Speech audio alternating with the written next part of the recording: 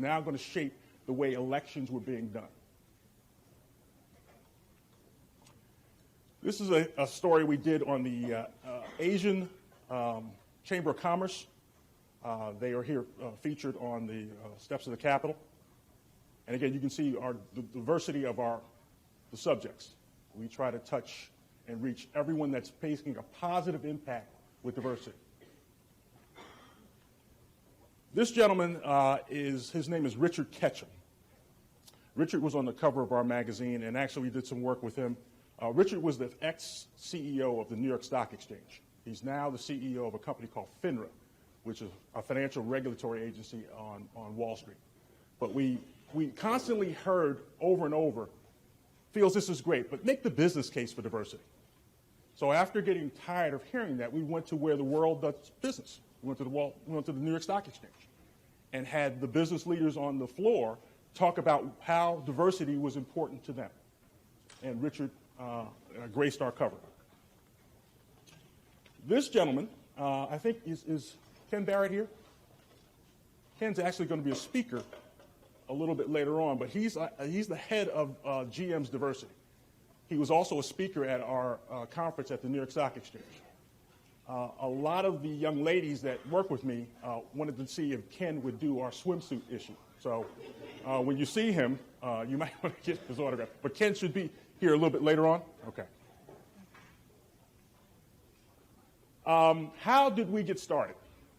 Again, I talked about the NASCAR connection. About 5 years ago, a friend of mine, his name is Robert Marchman. Robert and I went to school together. Robert, at that time, was the chairman of the diversity committee at the New York Stock Exchange. Robert, they were going to celebrate their 10-year anniversary of having that event at the New York Stock Exchange. So he called me, and in college, I was known as the idea guy, the crazy idea guy. And I tell my son, like, crazy good, though, So he said, Fields, I want to sort of, do something that's different. So I said, well, Robert, you're talking to me, right? He said, yeah. So I said, well, let me think about it. Let me get back to you.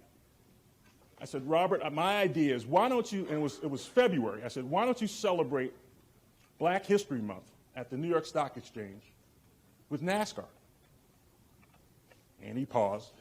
He said, Fields, NASCAR's not really known for diversity. I said, exactly. But Joe Gibbs, I don't know if you guys know it, Joe Gibbs was the ex-coach at the Washington Redskins. He now owns a NASCAR team. He's winning all the time.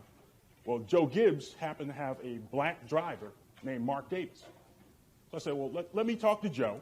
Joe got us in the racing, and let's see if we can do this. So I talked to Joe.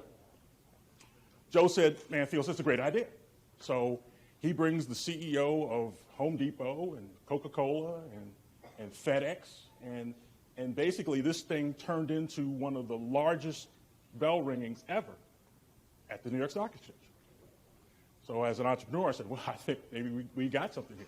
So what I like to do is show you the event that we had back in 2008.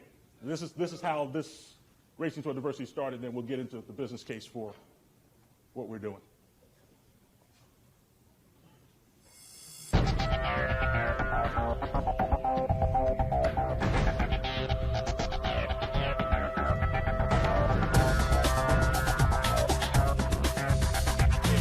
George Kevin Jordan here with Blue Spotlight, here to celebrate a tremendous achievement and a momentous occasion. Mark Davis is about to ring the bell. It's 4 minutes to 4 right now. The excitement is just unbearable. I can't wait to go inside. Come on, let's go inside.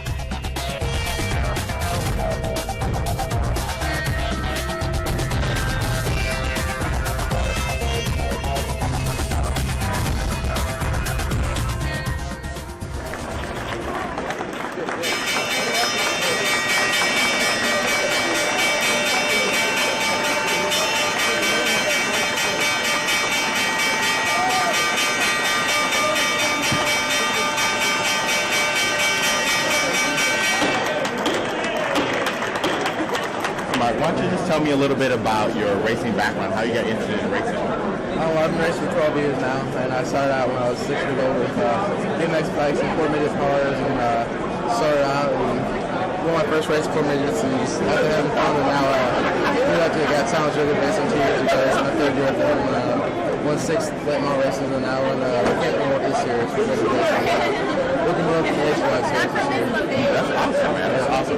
Well, you know, a lot of people are always saying they want to follow in your footsteps and they want to be a role model. How does it feel to be a role model? You know, in racing as an African American male, and just also as a racer, you're making history, man. It's cool. It's hard for me to think about sometimes. I mean, I'm only 17 years old. I'm trying to have fun with that. There's a whole lot of history behind it, and there's a lot of opportunities for me to keep the door open for minorities to come behind me, and also come keep the door open. So I'm looking forward to it. Awesome. Well, we really appreciate your time. Thank you. Mark Davis, NASCAR. I'm a witness to history. Right here, Mark Davis, a young African-American development driver, is making history. He's here not only ringing the bell at the New York Stock Exchange, but he's ringing in a new era, the post-Obama era, where young African-Americans can dream whatever dream they want to and make those dreams come true. Mr. Davis is already a young hero and an inspiration to many young people. And we're here celebrating not only this monumentous occasion, but also celebrating African Americans everywhere. I'm George Kevin Jordan with Blue Spotlight.